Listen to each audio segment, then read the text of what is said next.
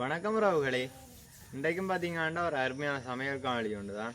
நான் என்ன செய்ய போகிறோம்னு பார்த்தீங்கன்னா இந்த குருவித்தலை பாவக்காயை வச்சு அருமையான குருவித்தலை பாவக்காய் தீயெல்லாம் நாங்கள் இன்றைக்கு செய்ய போகிறோம். இதில் பார்த்தீங்கன்னா நிறைய மருத்துவ குணங்களும் இருக்குது இந்த பாவக்காயில். எல்லாருமே கட்டாயம் சாப்பிட வேணும். அப்போ நாங்கள் இந்த குருவித்தலை பாவக்காய் எப்படி செய்கிறதுன்றது இந்த காணொலிக்குள்ளே போய் பார்க்கலாம்.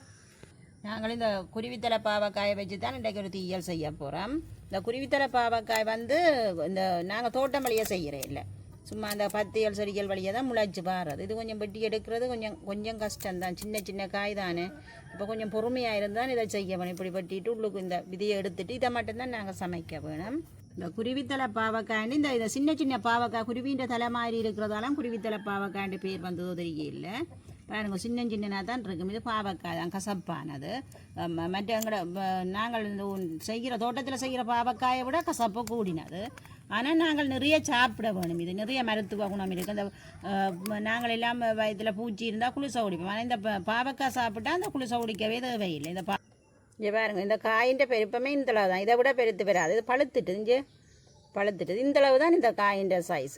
சில இனம் இதை விட கொஞ்சம் பெருசாக இருக்கும், இது கொஞ்சம் சின்னனாக இருக்குது. இது கொஞ்சம் மாறுதலாக இருக்கிற டைம்லாம் செய்கிறோம். அவசரத்துக்கு இது சமைச்சு கொள்ளல, அது கொஞ்சம் மாறுதலாக தான் இதை உள்ளுக்குள்ளே விதிகள் எடுக்க வேணும் நாங்கள். இது நான் இன்றைக்கு தனியாக தான் இந்த பாவக்காயை தீயல் வைக்க போகிறேன். இதுக்குள்ள நீங்கள் இந்த இறால் எல்லாம் போட்டு வைக்கலாம், நல்லா இருக்குது. இறால் போட்டு தீக்க நல்லா இருக்குது. நாங்கள் இன்றைக்கு மச்சம் இல்லைன்றபடியாக தனியாக தான் தீயல் செய்ய போகிறோம். இது நாங்கள் இப்போ முந்தியண்டா எங்களது வீட்டு கறி எல்லாம் இது வாரது இப்போ இல்லை. இது நாங்கள் சந்தையெல்லாம் வாங்கினாங்க. இப்போ நான் இதை காண்ற குறைவு, சரியான குறைஞ்சிட்டுது. எங்கேயும் இடங்களில் நிற்கும் இது.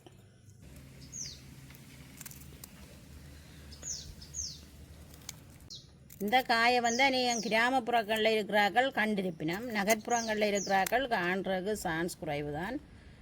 கிராமப்புறங்களில் சில இடங்களில் இருக்குது.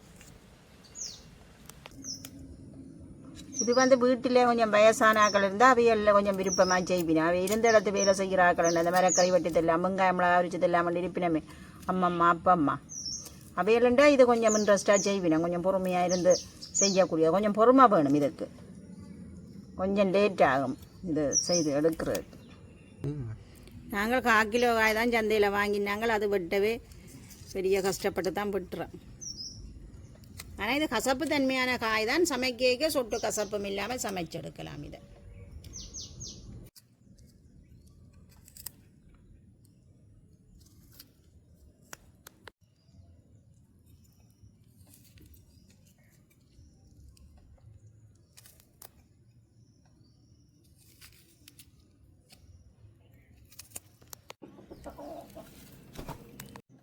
எங்களுக்கு 1/4 கிலோ குருவித்தலை பாவக்காய் வெட்டி எடுக்க இந்தளம் தான் கிடைச்சது.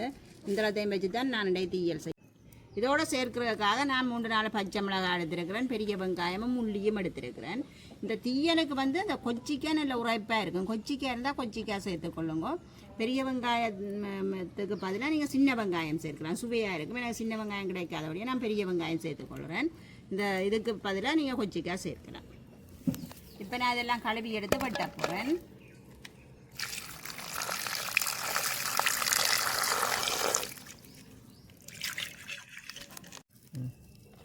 இப்போ தீயலுக்கு தானே இந்த பச்சை மிளகாய் எல்லாம் சின்னனாக தான் வெட்டி எடுக்க போகிறேன். கொஞ்சம் சின்னனாக தான் வெட்டி எடுக்க போகிறேன். இந்த சைஸில் வெட்டினா காணும் எனக்கு.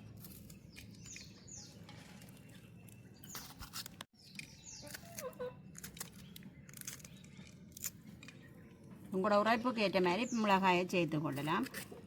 உங்களுக்கு இந்த மிளகாயும் காணும். நீங்கள் உங்களோட உரைப்புக்கு ஏற்ற அளவு சேர்த்துக்கொள்ளுங்க. நல்ல உரைப்பு சாப்பிட்றாங்கன்னா நிறைய கொச்சிக்காய் போட்டு வைக்க இது நல்லா இருக்கும். இதோட நான் 3 உள்ளியும் வெட்டி எடுக்க போகிறேன். சின்ன தான் அதையும் வெட்டுறேன். அதோட இந்த பெரிய வெங்காயத்தையும் நான் சின்னனாக தான் வெட்டி எடுக்க போகிறேன். ஒரு வெங்காயம் தான் சேர்த்துக்கொள்கிறேன்.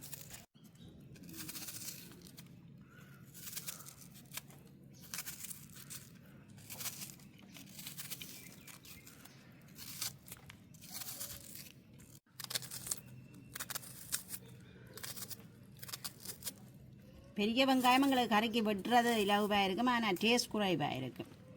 சின்ன வெங்காயம் தான் நல்ல. நான் இப்போ இந்த பாவக்காயை கழுவி எடுக்க போகிறேன். நான் இந்த சட்டிக்குள்ளே தான் வைக்க போகிறேன் கறி. சின்ன சட்டி கொஞ்சம் தானே, சின்ன சட்டி காணும். அப்போ சின்ன நெக்கில் வைக்கிறேன். கழுவி எடுப்பேன்.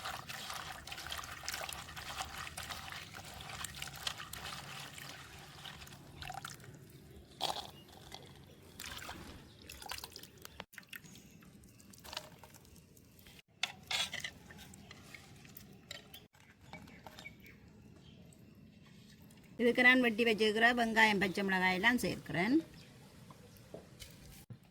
இப்போ நான் இந்த தேங்காயை உடைச்சி இதில் உள்ள இளநீ கொஞ்சம் இதுக்குள்ளே சேர்த்து அவிய விட போகிறேன். தேங்காயை உடைச்சி இளநீ எடுக்க போகிறேன்.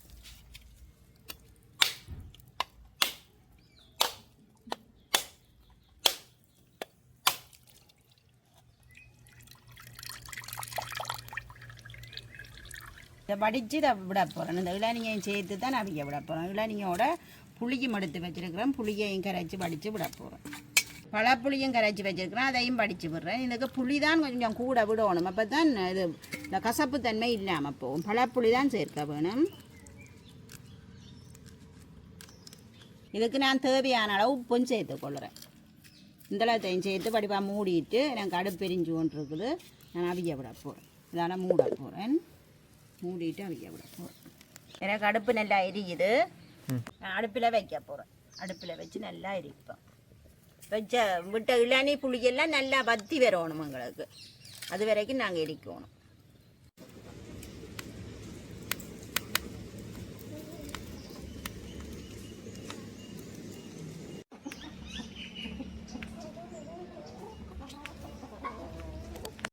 நாங்கள் மூடினதே ஒரு திறந்து பார்ப்போம். வச்சதுக்கு நாங்கள் திறக்கையில் பாவக்காய் வந்து அடிக்கடி திறந்து பார்க்க. சில மரக்கறி மூடி சமைக்கணும், சில மரக்கறி திறந்து சமைக்கணும். மரவள்ளிக்கிழங்கெல்லாம் திறந்து விட்டு தான் சமைக்க வேணும். இந்த பாவக்காய் நாங்கள் இன்னொரு கொஞ்சம் தண்ணி நிற்குது. எங்களுக்கு பத்தி இருக்குது, இங்கே கொஞ்சம் நிற்கிது. இதுக்கும் பத்தி வரதான் நான் பார்த்துப்போம். ஒருக்கா மூடி விட்டு ஒருக்கா எரிச்சு விட்டோம்டா சரி.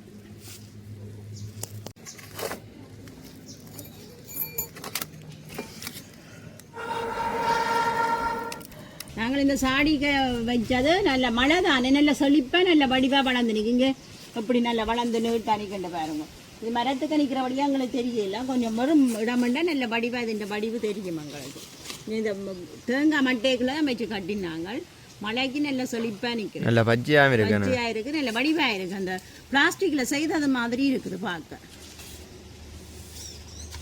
இன்னொரு சாடி இருக்குது இதுக்குள்ள. இதுக்கும் இதுக்குள்ளே ஒன்று நிற்கி. இதுக்கு நல்ல நாங்கள் தண்ணி ஊற்றுறையில் தான். தண்ணி ஊற்றுறேன்டா கவனிச்சு நெடுக நாங்கள் ஊற்றிக்கொள்ள மாட்டோம். இதை மழைக்கு வாரண்ட வழியாக நல்ல செழிச்சா வந்து நிற்குது. செழிப்பாய் நல்ல அழகாக இருக்குது பார்க்குறதுக்கு. இது கமு கண்டபடியாக அப்படி நிற்குது. கமு ஓலி எழுத்து விட்டால் அப்படி நல்ல நீட்டாகவே இருக்குது. இப்படி நிற்கிறது. 5 வரியம் நல்ல வடிவாக பூத்து இருக்குது. இந்த 3 சாடியிலையும் பூ இருக்குது.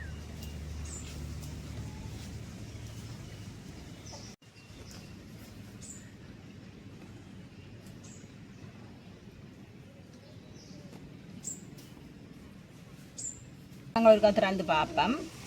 பாலெல்லாம் நல்லா வத்தி பொறுண்டு வந்துட்டு நீங்கள் சட்டியோடு எரிகிற எண்ணெய் வந்துட்டுது. எரிக்கையில் இப்படி வந்தால் சரி எங்களுக்கு. நான் தேங்காய் பால்லாம் எடுத்திருக்கிறேன். முதலாவது அப்படின்ற பால்லாம் எடுத்திருக்கிறேன்.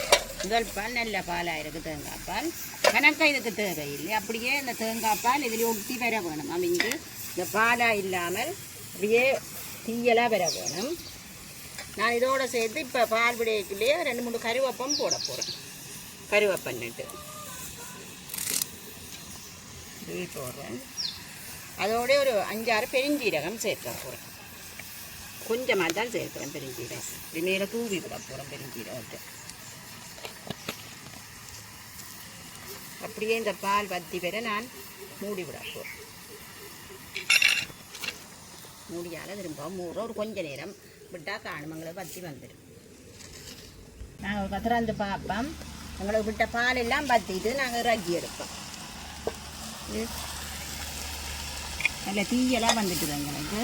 சொட்டு பால் எல்லாம் அப்படியே பாவக்காயில் பிராண்டுட்டுது. பாவக்காய் சுவர்க்காரரை தேடி தேடி விரும்பி சாப்பிட்றவர். மற்ற பாவக்காயை விட இந்த பாவக்காயெல்லாம் விசேஷம் இருக்குது. நல்ல வாசமாயும் இருக்குது. வாசமாக இருக்குது. தேடி தேடி சாப்பிட்றேன். நிறைய மருத்துவ குணம் இருக்குது. இதில் நல்ல ஒரு பாவக்காய். இப்போ நாங்கள் நல்ல வடிவாக பாவக்காய் தீயல் செஞ்சு எடுத்துட்டோம். அதோட நாங்கள் பைத்தங்காய் பால் கறியும் தான் இன்றைக்கு எங்களை விட மத்தியான சாப்பாடு. இன்றைக்கு மச்சம் இல்லையன்றபடி அதுதான் சாப்பாடு. இப்போ நாங்கள் சாப்பிட்டு பார்ப்போம் இப்போ எப்படி இருக்குன்னு. அதாவது இந்த பாவக்காயோட சாப்பிட்டு பார்ப்போம். பாவக்காயோட தனியாக சாப்பிட கசக்கிற மாதிரி தான் இருக்கும்.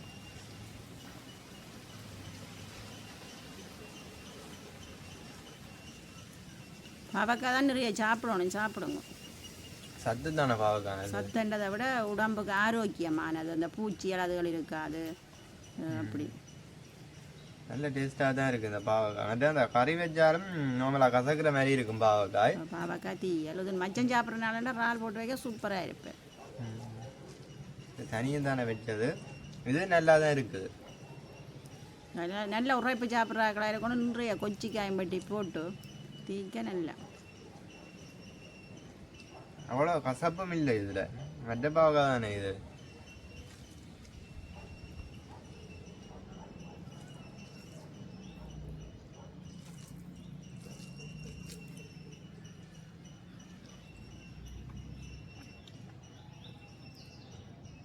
அப்போ நீங்களும் இதை மாதிரி இந்த பாவக்காய் எல்லாம் இந்த தோட்டங்கள் வழியே வைக்கிறீங்கள தானே, அது வழியாக காடுகள் அது வழியாக நிற்கும்.